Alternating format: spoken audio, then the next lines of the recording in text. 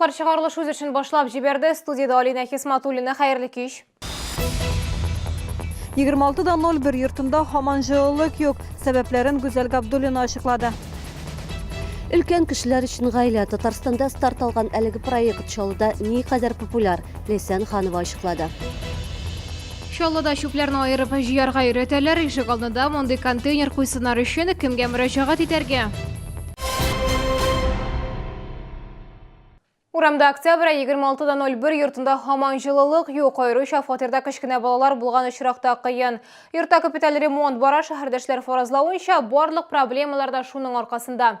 Җылылык кайчан булыр, бу сорауга җавапны Гүзәл Габдуллина эзләде.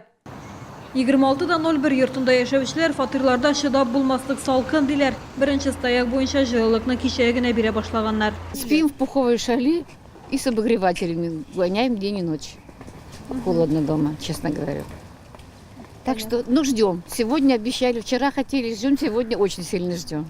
Йортта капиталь төзекләндерү бара, фасадны ремонтлыйлар, җылылык һәм су трубаларын, янгын куркынычсызлыгы автоматикасын алмаштыралар. Эшләр соң башланды. Шуңа күрә трубаларны да күптән түгел генә алмаштыралар. Гидравлик сынау эшләренә дә керештеләр генә. Работа сейчас первая, вторая, третья, четвертая строительные. То есть это 4 стояка выполнены работы. Не можем запустить, потому что нет опрессовки. И работы сейчас начинаются на 5, 6 и 7 строительных. Первый подъезд.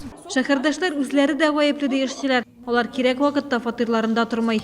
Мы даже вывешиваем поквартирно, какие дни должны находиться жильцы. Это уже заранее, вот честно сказать, вторую и третью строительную мы пытаемся запустить уже 3-й день. Не дай бог, где-то порыв по трассе, это же пострадают все люди. Кайбер стояк буенча җылылыкны бүген, кайберләре буенча иртәгә тапшырачаклар. Ремонт эшләре озакка сузылмасын өчен шәһәрдәшләргә игъланнарга игътибар итәргә кирәк дип белгечләр. Гүзәл Габдуллина, Илдар Шайдуллин, Яңалыклар. Фатирларда җылылыкка шәхси счетчиклар куярга мөмкиннәре тиешле. Карар проекты Россия хөкүмәтенә раслауга кертелгән. Бу хакта Төзелеш һәм энергия министрлыкларына сылтама белән Известия газетасы яза. Әлеге счетчиклар куелгач, фатир хуҗалары өйдә үзләренә кирәкле һава температурасын көйләп, җылылык өчен чыгымнарны киметә алачак. Шулай ук йортта җылылыкны исәпләүче уртак исәпләү җайланмасы да булырга тиеш. Счетчик күрсәткечләре йортта бөтен кеше фатирларына исәпләү җайланмалары куйдырткан очракта гына санала. Шул ук вакытта фатир хуҗалары шәхси счетчиклар куйдырганда да подъездлар һәм ярдәмче урыннарны җылыткан өчен түләячәк. Әгәр сезнең индә булса проблема борчыса, шатлыклы хәбәр җиткерәсегез килсә, безнең редакциянең кайнар элемтә телефонына шалтыратыгыз. 51-31-31 номеры тәүлек дәвамында эшли. Кыска гудоктан соң хәбәрегезне әйтегез. Безнең корреспондентлар сезнең белән элемтәгә кереп проблемагызны хәл итәргә булышыр. Шалтыраткач исемегезне һәм телефон номерыгызны калдырырга онытмагыз. Алдагы мәгълүматыбыз машина йөртүчеләр игътибарына иртәгә Орловка тукталышындагы яңа светофор эшләмәячәк. Бу юлдагы төзекләндерү эшләренә бәйле. Светофор иртәнге сәгать 8 яртыдан көндезге 1-гә кадәр сүндерелеп торачак. Шул сәбәпле машина йөртүчеләргә юл билгеләренә карап хәрәкәт итәргә киңәш ителә. Ялгыз өлкән кеше өчен гаиләм Татарстанда инде елдан артык шул исемдәге проект гамәлдә. Ул чит кеше ярдәменә мохтаҗ ялгызларның тормышын яхшыртуны максат итә. Проектта балык яшьтәге һәркем катнаша ала, яшәү урыны, керемнәре булырга тиеш. Теманы хәбәрчебез Ләйсән Ханова дәвам итә.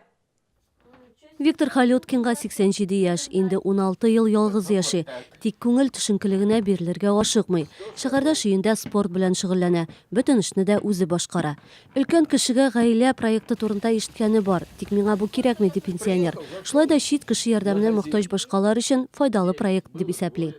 Если она будет относиться, а не как в Москве, там того обманули, того убили, то, конечно, с удовольствием туда люди пойдут. Вот. Все, чтобы было действительно на честности. Ялгыз өлкән кеше өчен гаилә проекты Татарстанда узган ел старт алды. Анда катнашырга теләк белдергән гаиләләр күп. Тик аларның барысы да шартларга туры килмәде. Халыкка комплекслы ярдәм күрсәтү үзәге юристы. Гаиләдә һәр кешегә туры килгән торак мәйданы керем исәпкә алына.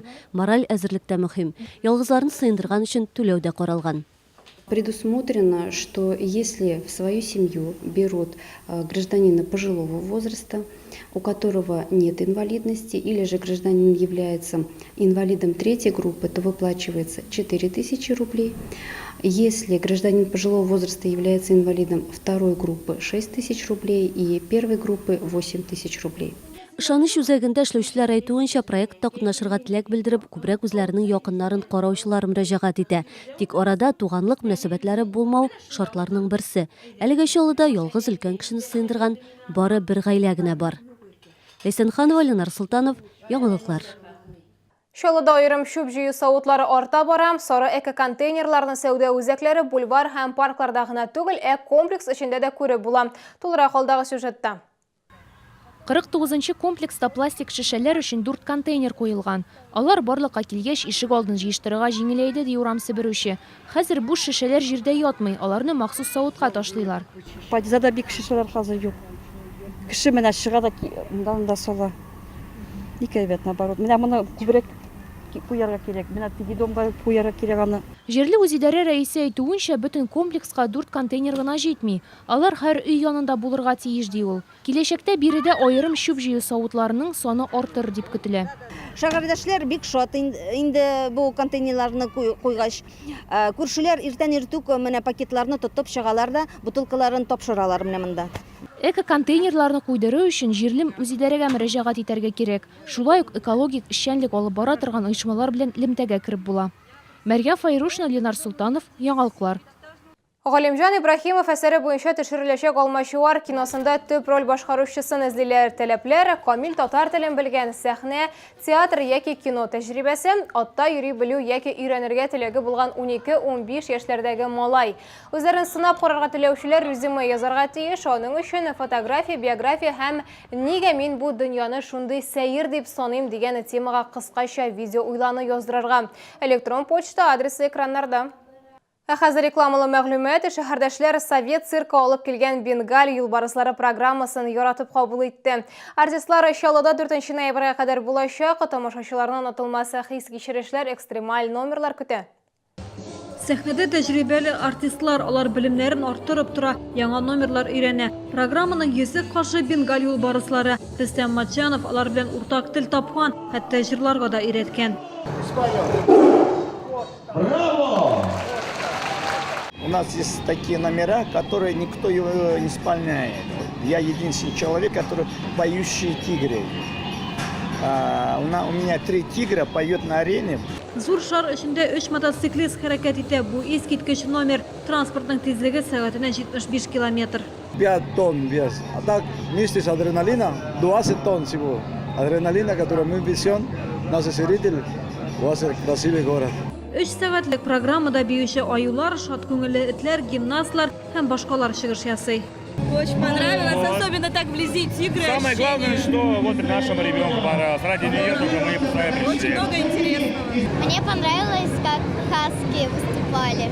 Все понравилось. Мне очень понравились смешки. Совет циркы Чаллыда 4 ноябрьгә кадәр булачак. Ул 65-нче комплекста Эдсон гипермаркеты янында эшли. Тамашачылар өчен уңай шартлар тудырылган. Билетлар кергәндә кассада сатыла. Бу сезгә җирәсе соңгы мәгълүматыбыз иде. Мин Алина Хисматуллина сезнең белән сау булашам. Игътибарыгыз өчен рәхмәт.